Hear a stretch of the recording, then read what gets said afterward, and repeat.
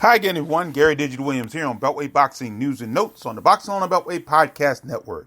Boxing on the Beltway Podcast Network can be heard on Spreaker.com, iHeartRadio.com, Stitcher, on TuneIn, on Google Podcasts, Podcast Addict, and on Spotify. So you can hear it in many different places in the podcast world. And of course, this week we don't have a lot of news because, quite frankly, this virus has shut down virtually everything. So we hope you're staying safe. Hope you're keeping that social distance, and hope you're just staying at home where you need it most by family and loved ones. And of course, we do have a couple. We've been doing tributes to Beltway Boxers of the past. We're going to do that again this week. We have truly one of the most exciting boxers to ever come out of the Beltway in a long period of time. And his career, we believe, defined it with 3 fights. You know, he had a long career, but 3 fights really defined his career. And we're going to talk about that again as well. And again, one of the classiest guys I've met in this business. And also we have a tribute to a man we just lost earlier this past week. One of our top judges at one time here in the Beltway.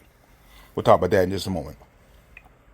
Beltway Boxing News and Notes on the Boxing on Beltway Podcast Network, brought to you as always by Real-Time Pain Relief. From boxers to ballerinas, with shoulder pain to muscle strain, everything in between, Boxing Along the Beltway recommends Real-Time Pain Relief, the natural, plant-based, safe, fast, and effective ointment. You go to freepainoffer.com, buy $10 worth of Real-Time Pain Relief. You get a free $10 tube of Real-Time Pain Relief, the official pain relief for the 2020 Daytona 500. Rub it on, the pain is gone in real time. And by DeborahSpears.com, we have great weight loss tips there, great jewelry, and great training methods, all on Deborah, Debra Spears.com. We're going to do our tribute to the judge that just passed away this past weekend, a man by the name of Lloyd Scaife. Lloyd Scaife passed away last week at the age of 89 years old. He was a judge. Now, let me say this. BoxRec has his career going back to 1993. I'm not sure if he judged any further than that. I want to say he did, because I kind of faintly remember him during our Boxing Spotlight days, but they have his judging career as far back as 1993. And the first bout they have on the list was a good one. It's one we've talked about over the last couple of weeks. The matchup between Darryl Terrible T. Tyson and Livingston Bramble that took place at the Convention Center in Washington, D.C., the old Convention Center in Washington, D.C., back in 1993. July 2nd, 1993, this bout landed in a 10-round draw between Darryl Tyson and Livingston Bramble. Now, the interesting thing about Lloyd Scaife, he didn't do a lot of world title bouts. In fact, they have only records for 2 in BoxRec. I'm not sure if they're shortchanging him or not there, but he definitely saw a lot of the great boxers that came through here in the Beltway. And he saw a number of our champions, including DeMarcus Corley. That was one of the 2 world title bouts that he did. That was DeMarcus Corley versus Randall Bailey. That was at the Washington D.C. Armory on January 4th, 2003. And Marcus Corley ended up winning that bout by 12-round unanimous decision, defending his WBO Super Lightweight Championship. Another one he did was for the IFBA World Women's Championship. That was Isra Gergra winning a 6-round bout against Cheryl Nance. I believe that's the bout that he did. That was a title bout for the women.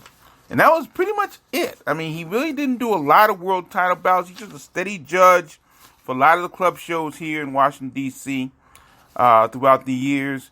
Saw the likes. I mean, saw some really great boxers. Fernando Guerrero was there. Moshe Ali, Dusty Hernandez Harrison, Michael Fox, just to name a few.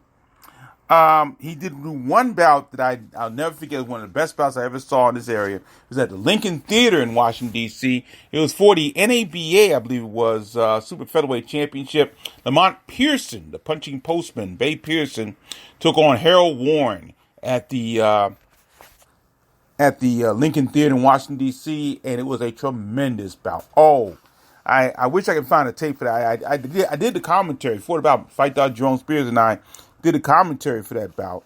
And it was a tremendous bout. Pearson ended up winning it by 12th round TKO. Just an exciting fight from top to bottom. And Lloyd Scaife did that bout as well.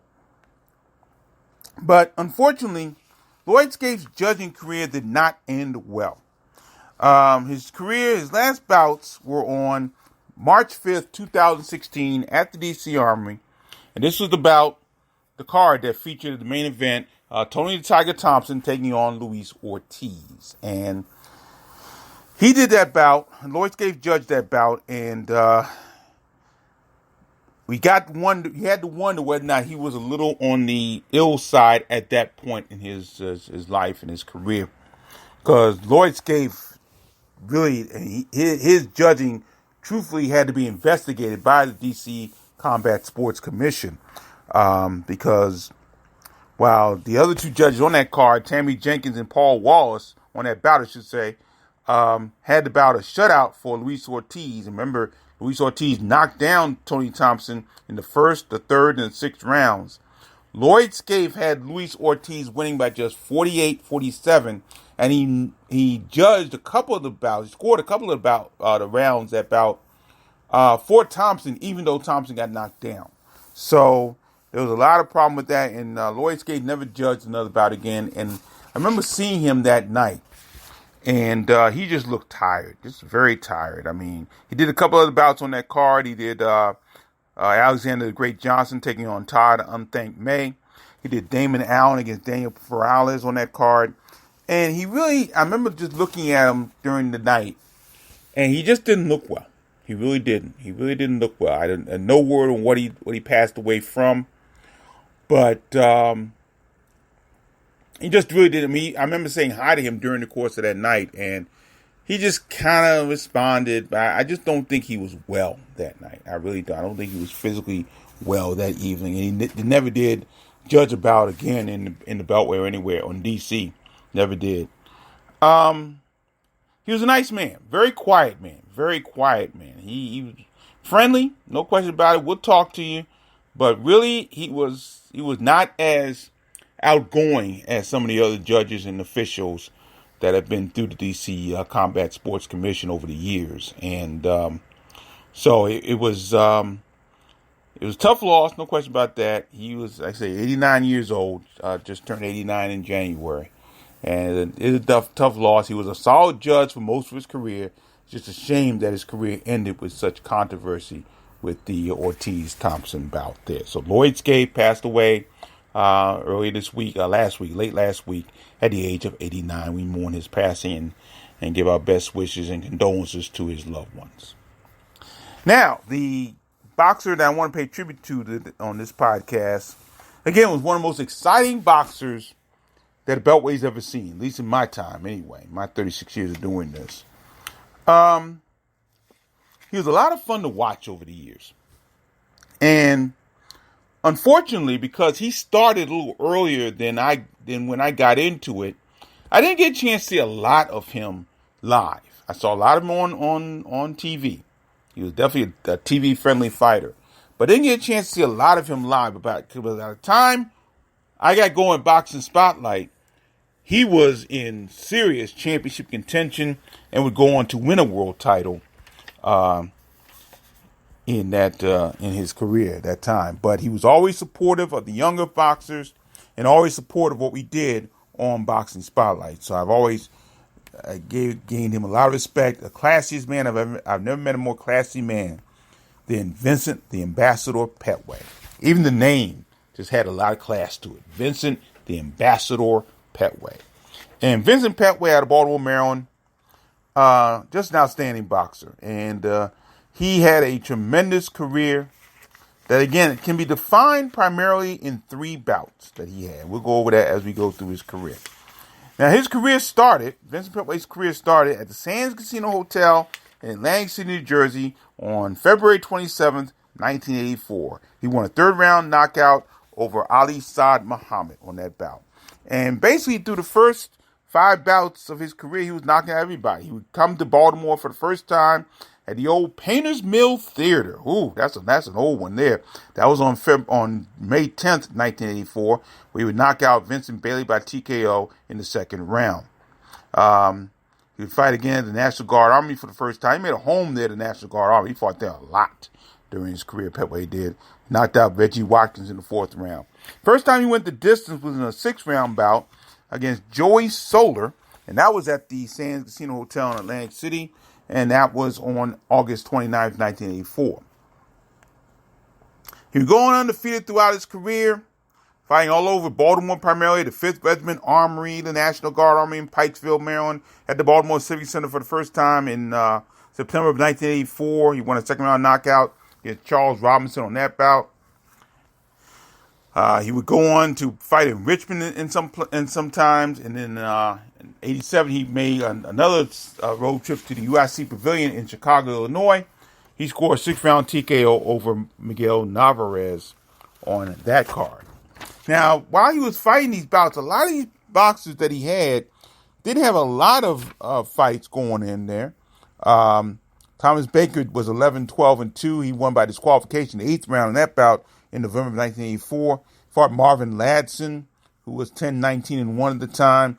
He would go eventually and get some boxers with more experience in late 80s, 1986 and 87 in particular. And he suffered his first loss on April 9th, 1988 against Javier Suazo. That was in the Caesars Palace in Las Vegas, and that was a loss by KO, 6th round on April 9th, 1988.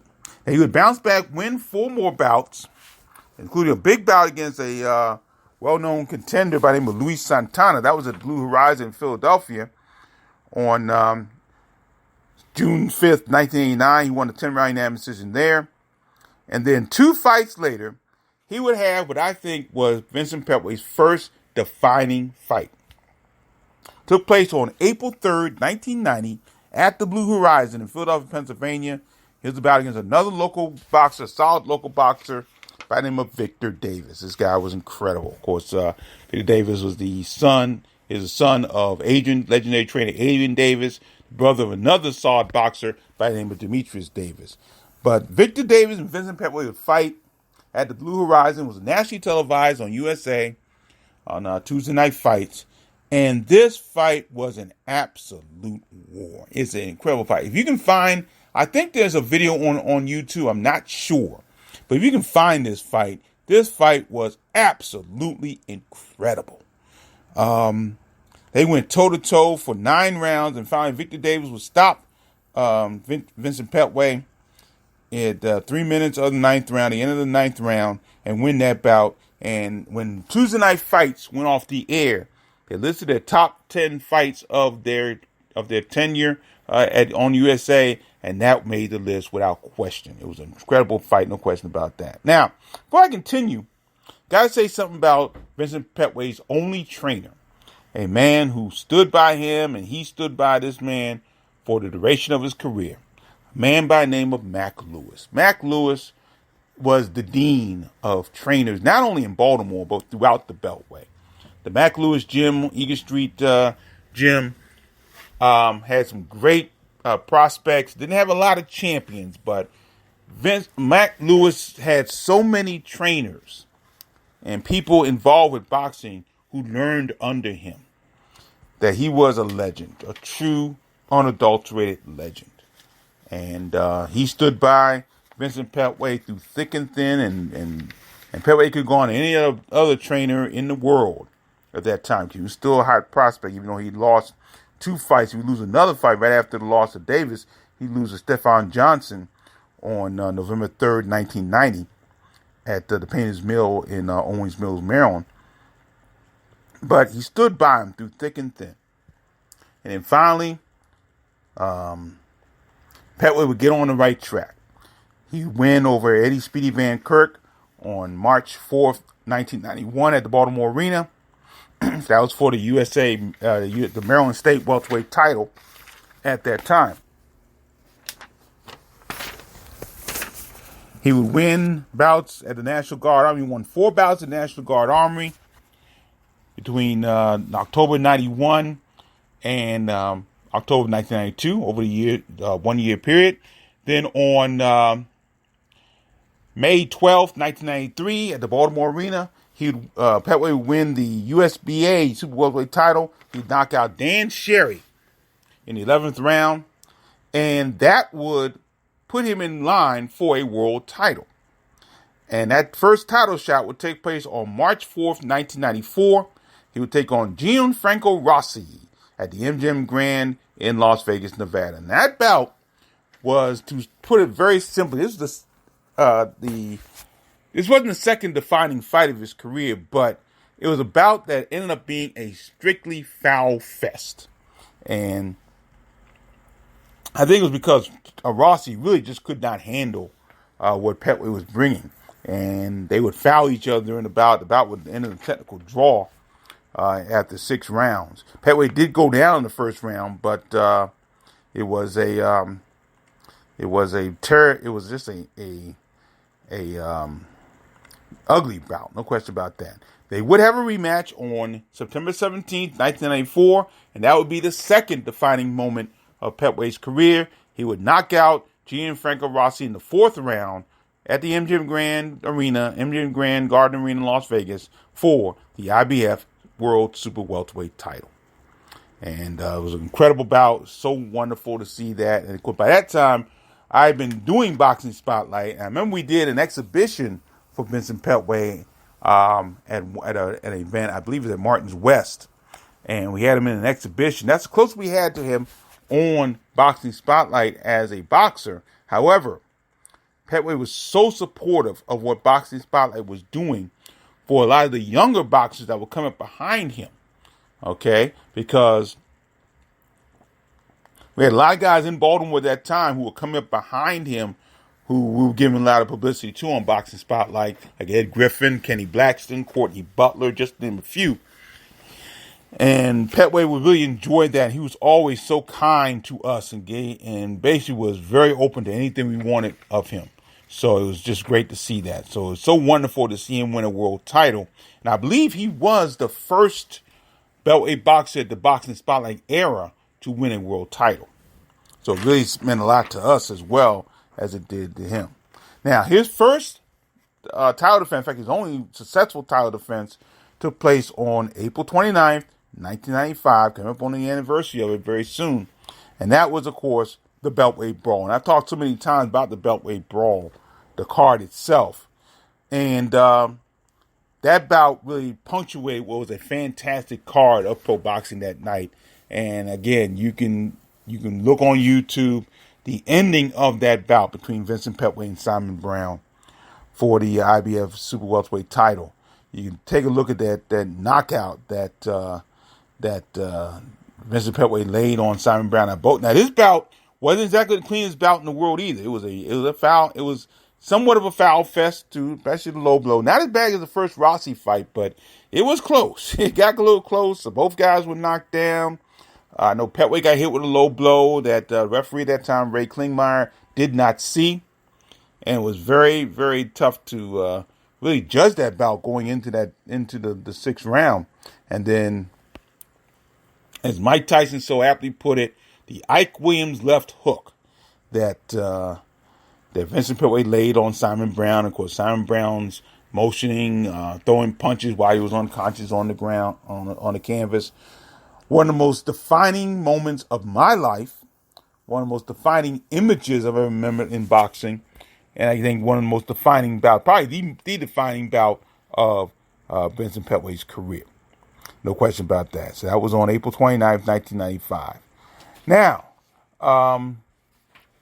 Pettway would go on and he would try to defend the world title against Paul Vaden. Now we talked about that last week a little bit, because when we talked about Ruben Bell, that Ruben Bell had an opportunity for the shot at the IBF Super Welterweight title against Vincent Pettway, but he lost the bout to Paul Vaden.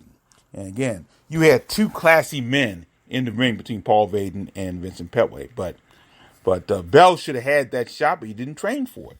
And Vaden got the shot. He would stop Pettway in the 12th round, TKO, and win the IBF World Super Welterweight title.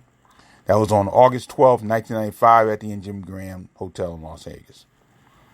Now, Pettway didn't fight again until February 24th, 1996. That was at the Richmond Coliseum, and another chance for Pettway to win a world title. He was going after now Hall of Famer Terry Norris, terrible Terry Norris. And it was at the Richmond Coliseum in Richmond, Virginia. And I happened to have attended that bout. That was one of the last things we did on Boxing Spotlight 96 was we were at the Richmond Coliseum to see that card. It was a Don King card. At that time, because of our work with the Beltway Brawl, we had a nice sort of in with Don King Promotions. And so they allowed us to come down to Richmond and do some videotaping of some of the outside situations, do a lot of interviews there. And we saw that fight. We saw the Norris Pettway fight, the grid card. It was interesting because they had the Norfolk State Marching Band there. I remember that. And a lot of the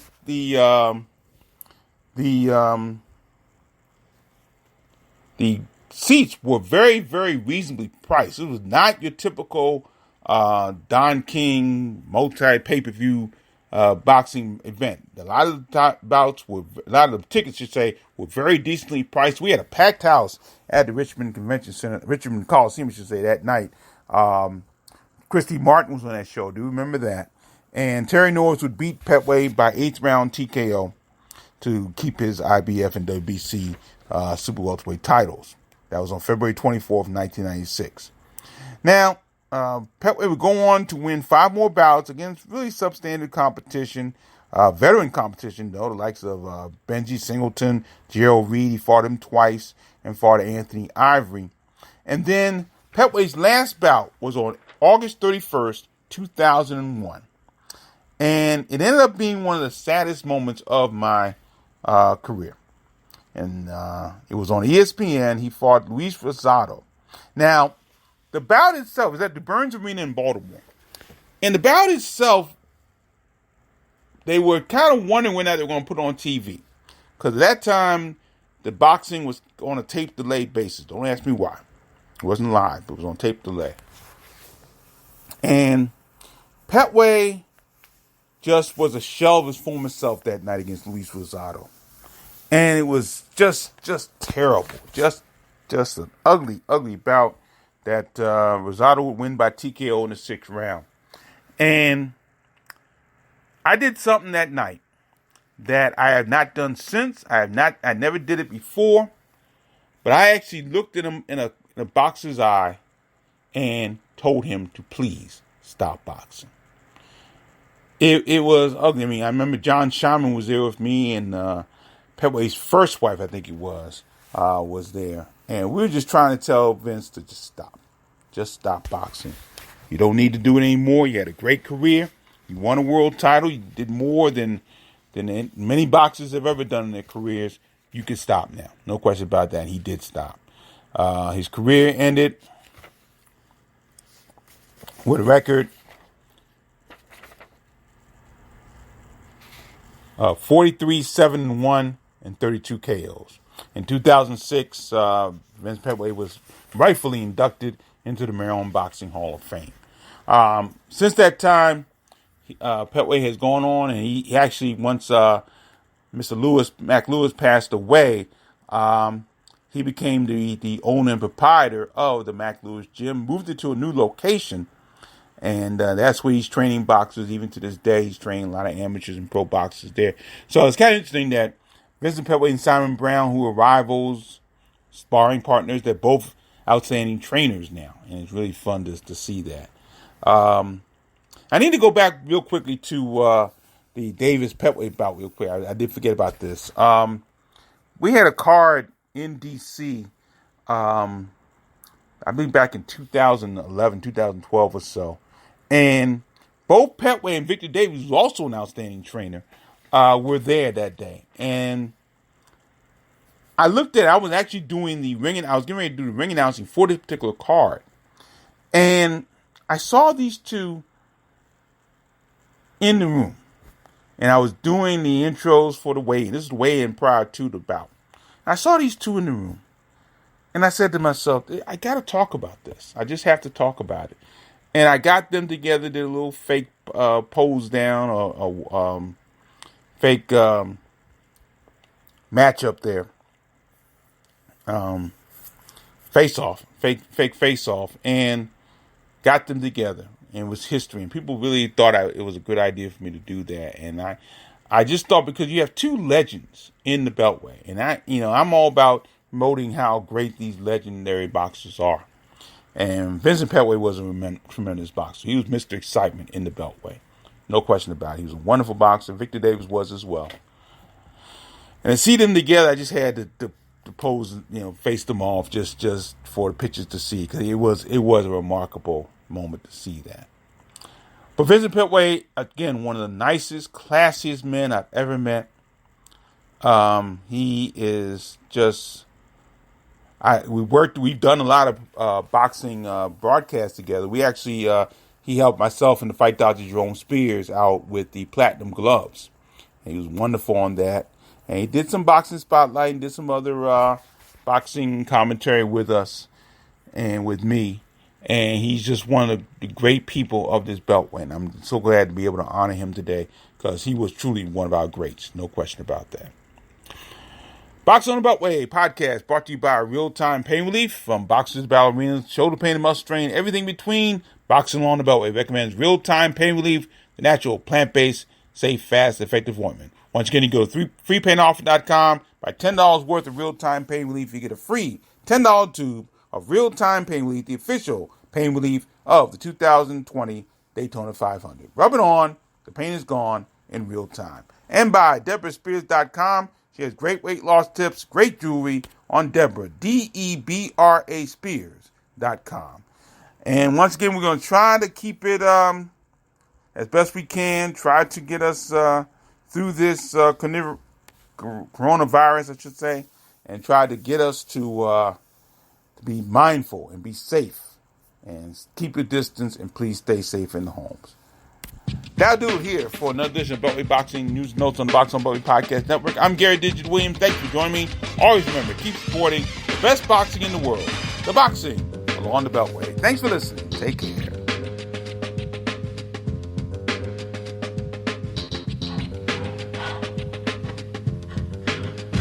Oh, beautiful right hand by Dale Cole.